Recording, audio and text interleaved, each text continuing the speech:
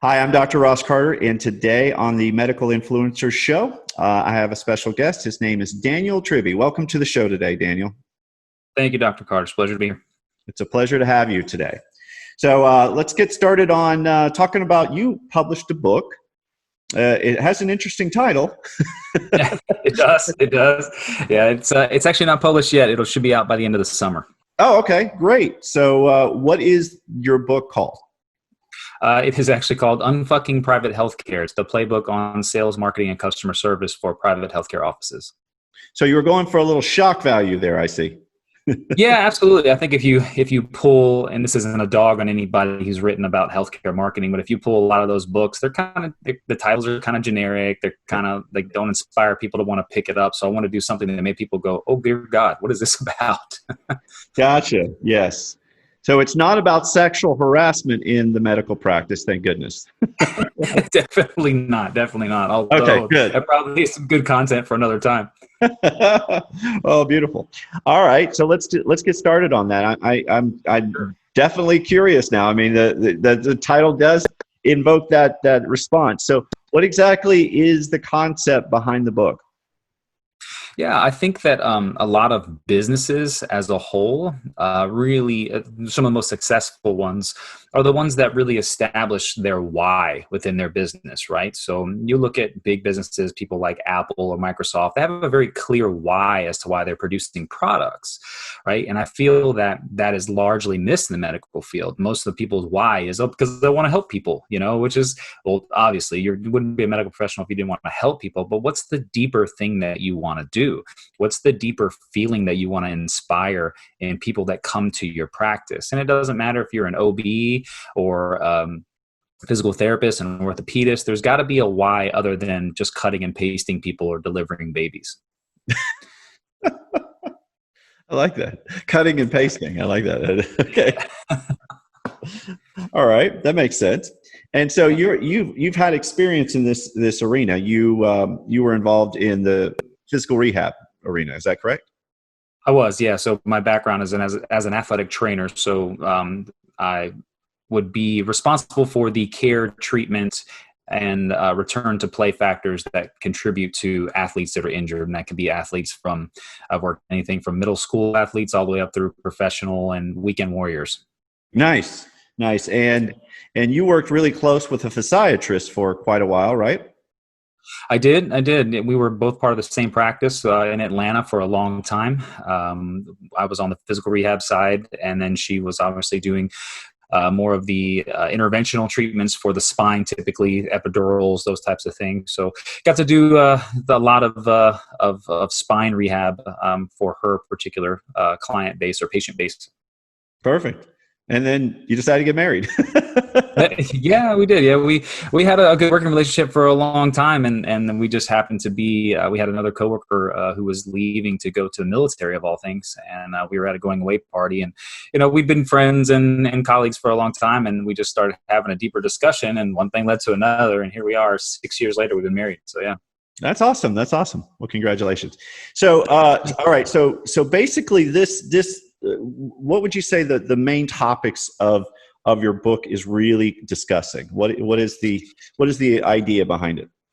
Yeah, I really believe that most healthcare practitioners are one major skill away from separating themselves from everybody else that's like them. Right. Okay. So what separates you from the other ortho down the street? What separates you from the other dentist around the corner or in your respective city, other than just clean teeth or fixing broken bones? Right.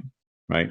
A lot of times those skills are things like sales tactics or proper marketing solutions, or even just the congruency of your team to come together to provide an excellent experience for your patients that come through the door. So the book is centered around just really driving home new ideas that can be applied to healthcare practices, particularly private ones. I don't really, hospitals, those aren't really in my wheelhouse. I don't want to deal with those types of people. So, knowing who I'm for, I know who I'm not for, obviously big things. But I think that if people can take this book and apply some of the knowledge that I'm dropping in it, then they can make significant changes to their practice that really pull them away from every other practice that's quote unquote like them. I think in a world of branding, doctor's offices, when somebody says, oh, I'm a doctor, in your brain, you automatically group them into, well, they're a doctor. Right. So they Right. swim in what, and Jerry Foster is a branding guy that I've worked with, what he calls red ocean water. Elbows are sharp. People don't really know who you are. But in order to differentiate yourself, you can come up with different branding tactics, sales, marketing, customer service things that make you Dr. Smith, ortho, not just Dr. Smith and a pile of other doctors. Makes sense. So diving into really who you are and how your services differentiate really make you kind of like that me only place. This is the only office where you can go to get A, B, and C while being treated like X, Y, and Z. So it helps pull you away from blending in with the group. How to stand out from your competition. Exactly. And how does a doctor actually do that, though? I mean, if they know who they are and what they do, how do they convey that to the rest of the world? Exactly. So, and I think that goes into first identifying what your vision and mission are for your practice, right? So most people, and personal visions are great. I want to be the top cardiologist in all the land. That's great, but that doesn't rally your team around a common goal. So your vision should be something that's really, really big. Like I use Bill Gates as an example all the time. His vision for Microsoft was not to be $1 billion industry. His vision for Microsoft was at a time when computers were really only for large manufacturing plants or large entities, corporations, things like that. But his vision was that every office and every home would have a computer that speaks to personal needs of that individual. Right. So he wanted, that's a huge vision, right? To change that kind of an industry to where everybody could use a computer. Right. So that vision is like your mountaintop. It's that thing that you want to get to. It should be slightly unreasonable. It should feel like it's out of reach, because if it's not, you're not going to push for it. Right. And then your mission identifies with all the steps that get you to that vision. Right. And those are the things that your team rallies around. Those are the things that establish that congruency within your team and makes you a leader for them to really drive that vision. And, if you can find a way that people believe in what you believe and have those like-minded people, you develop a team that's really strong.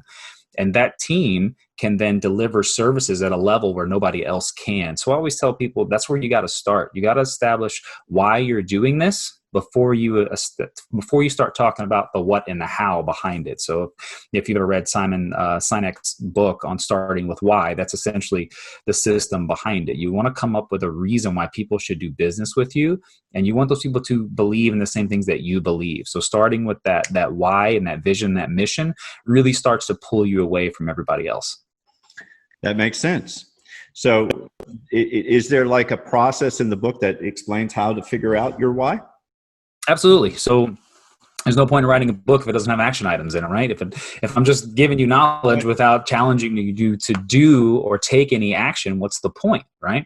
Yep. So inside the book, there's a couple charts that you will be able to fill out. And once our website is launched for it, obviously you don't have to recreate these charts. You'll be able to have a print ready, colorful PDF that you can download directly from that website once we launch it.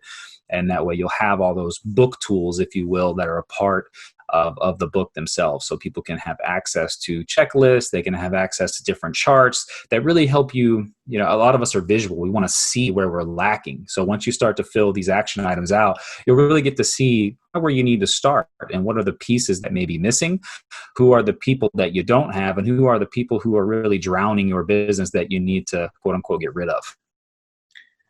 Now, how is your book specialized for the medical industry and not just in general for business? Because I would say most businesses, pretty much all of them, sorry, my cat is enjoying my computer here. I'm like, why is my computer shaking? With most businesses, they need to know their why. So how could this be distinguished specifically for the medical industry? Is there a difference? Yeah, I think so. I think a lot of times when we look at products versus services, they're two very different things, but also one and the same, right? My rule is that you're always in sales. I don't care if you're offering a service or a product, or you're trying to get your 22-year-old child to move out of their house. Like, you're always trying to sell something, Did you that know. happen? Right? Not easy, right? So I think that people don't take an approach from a provider standpoint or from a service standpoint that they should take. People, I've heard doctors, and not just doctors, but many healthcare people say, well, I'm not in sales. Okay, so let's break this down for you. We're all. Selling a product and why it's relevant for your needs is not that hard. But selling a service or a plan for your health that I came up with as a provider is difficult. It's difficult to do. So you're selling yourself and your ideals, right? Versus selling how a product benefits you, right? You're selling how a service benefits you. And so you have to be able to differentiate those two things, whether it's a business that makes a product or a business that services people. So you have to start talking to who it is you're trying to service. Who are the people you're trying to sell to? And who are those top tier people that really will take a liking to you, and you develop that that relationship of knowing, liking, and trusting them. So they're one and the same but different at the same time. But you have to start viewing everything you do as sales, and everything your team does as sales. Mm-hmm. I totally agree with you on that. We're always selling, no matter what industry we're in. It's always a sales process. You're selling your services, your products, yourself, your knowledge, your time. There's just always a sale there. Absolutely. And I think in medicine, you have to sell a feeling, right? It's an intangible thing. If I'm selling a product, I can offer that product for free, essentially, or a trial, right? So if I bake cookies, I can say, hey, I'll give you these 10 cookies, different ones, taste them, let me know what you think. And then would you buy them if I sold them, right?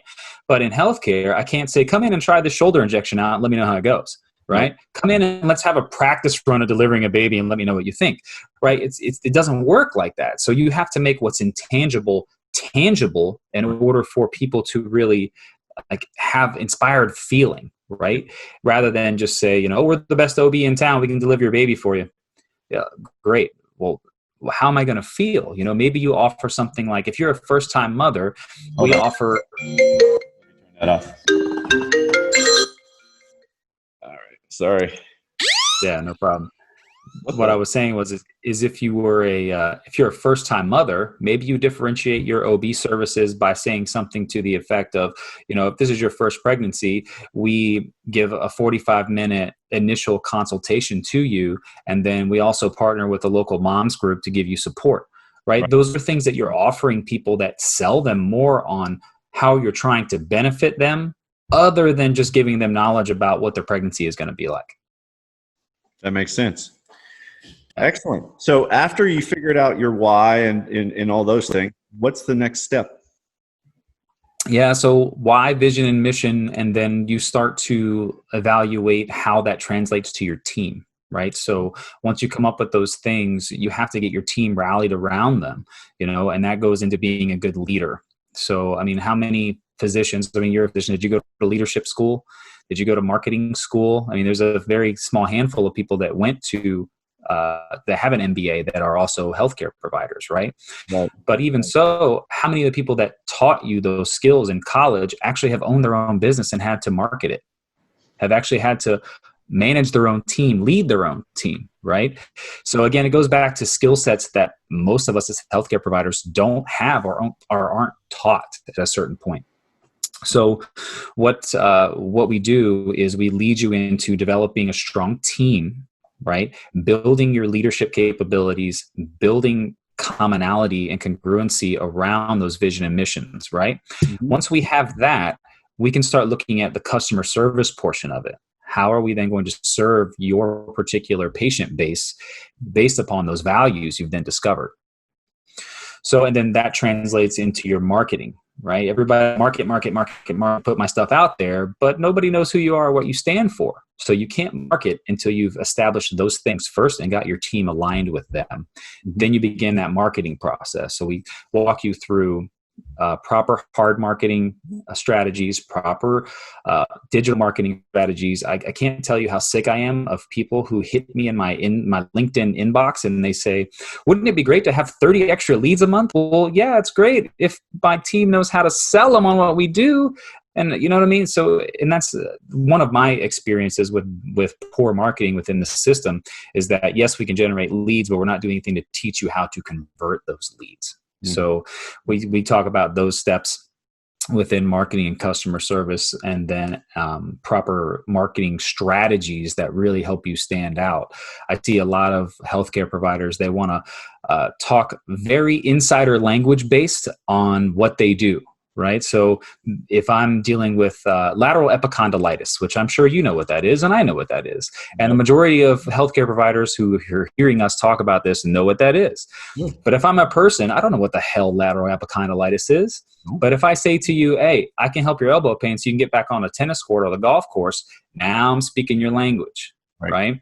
So most people relate to you on a fifth grade type of level. So if you're not approaching your client base digitally or even hard marketing wise with more of that why, people are just like, oh, they stuck a needle in your elbow. Okay, cool. I don't know what the hell that's for, but looks cool. If I ever have a problem, maybe I'll think about them. Right. What separates you are the people that you're talking directly to. Those people understand exactly how you're going to help me get back to work if I have back pain. You're going to help me spend time with my child on the floor for grandparents' time when right now I can't get off the floor because my knees hurt. So it's about identifying how to properly approach that marketing so people understand what they're going to feel when they do business with you. Perfect. That's awesome. Then we round it all up at the end and a nice pretty bow. And then my last chapter gives you a little motivational kick in the ass to do it. So if you're a Grant Cardone fan and you've read the 10X rule or any of his stuff, you know, he's super in your face. So I try to do that in the last chapter just to give you that extra kick in the ass that you need to get you to go where you need to go. I like it. So you develop your why, find out who you are, have a message really, you know, and then you want to develop your practice and your team around that message and building a strong team, right? And be about a mission, and then gear your marketing and that towards that goal and that message, right? And being able to sell your services. Now, when you talk about selling your services, can you go into any detail into how you help with that area? Absolutely. So I'm going to use office lobbies as an example here because this is one of my biggest pain points and it drives me crazy. So what? Office lobbies. So your waiting room. Your lobby, your waiting room, the area where your patients sit and wait for you to be called back, should be an area where you're selling your services or at least talking about the ancillaries that you have. Sure. But what do you normally see when you sit in that waiting room? It's usually some sense, what's that? Magazines. Yes, expired ones. It drives me crazy. Like, why are we flooding our lobby with Home and Garden or Men's Fitness or, you know, CNN on the TV or HGTV? Like, why are we promoting other stuff rather than what we have? You know, it's really, really simple to find a videographer that can put videos together for you that you can stream on your TV lobby. It's really easy to stream your YouTube channel. If you don't have one, you should, through your TV lobby. So you're constantly talking about the benefits of what you offer. You should have healthcare checklists in your lobby. You should have pamphlets on the tables where people sit that only talk about what you offer, right? Not the injury attorney down the street that can help you if you've been in a car accident. Right. Now, you know, these are things that really help people identify with how to do business with you. You know, you're more than just the services you offer. And if the sooner you start kind of sidebar selling, if you will, not cheesy used carsman kind of selling, but just putting stuff in front of people to where they can then ask questions about it. And then you want to make sure that your staff is really clear on how to talk about those and not just say, well, ask about that when you get in the room and the doctor will tell you. Yep. Right. Your staff needs to be trained on how to talk to these people and how to say, you don't just need one part of this, you need all parts of this. And this is what it's going to do for you. Right. Sales is not as cheesy as everybody thinks if you do it the right way. Got it. Yeah, that definitely. You've got a target market right in your office. Why not promote to them, right? It's a Exactly. perfect time. Beautiful. Well, I think that was a pretty great summary of the book, and I think this is a much needed area that doctors are missing. They just think, you know, I don't know what they think on certain areas, but I mean, Yeah, they have to know why they're doing it, because when I talk to doctors, they're doing it for the money, or they're doing it so they thought they would have free time, which they don't. So, and now that things have changed in the insurance industry, now it's like, okay, now what do I do? You know? exactly. And I'm glad you brought up that point, because I feel, and there's a touch point in here that I didn't mention within the book, on finances and how to manage them the right way. Most of your profitability books or money management books are geared towards, businesses and corporations that are not healthcare based. Right. So there is a portion in there that talks about, things like, if cash is high, buy. If it's not, lease the equipment. Stop spending tens of thousands of dollars on equipment that you can't afford. Right? Start paying yourself first. Start moving towards putting money aside to pay the taxes for your business. The regular healthcare office already has a 60 to 70% overhead. So how do you cut that down so that you're not working? Like you mentioned, you think you're not going to work a lot as a physician. You got to be there. You're the doctor. So in order for you to build a business, you have to know how to manage the money within that business so that you can hire more people. So then you have the free time that you expected to have. Do you focus on looking at what your profitability, what your true profitability is?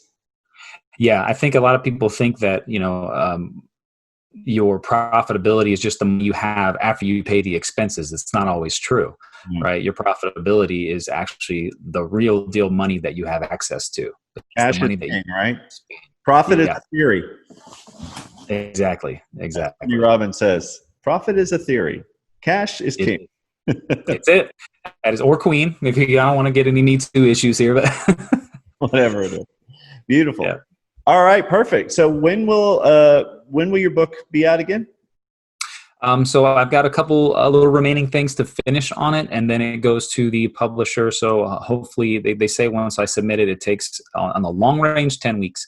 So I should be done and submitting it the first part of June, which puts us, late July into August. So towards the end of the summer, it should be on shelves and on Amazon and all places coming to you. Is there a pre-order, or is that not available? That not yet. There will be. There definitely will be. So once and the website getting up and the marketing portion of that is all stuff that's in the works right now. So as soon as we have all those pieces in place, you will be able to pre-order it. Okay, beautiful. Well, fantastic, Daniel. Thank you so much for your time. I think the information was very helpful, and it will really make a difference in our industry. Yeah, absolutely. Thanks, Dr. Carter. I appreciate you having me on here, and thanks again for your dedication to regenerative medicine. I think that's one thing that is big. I'm a huge contributor to that field, and I have a big belief in it being the future of medicine, and it is probably about 70% of the practice that we do here in Orlando as well. Beautiful. Well, thank you for that. I appreciate it. Yeah, all right, Daniel. Thank you so much for your time.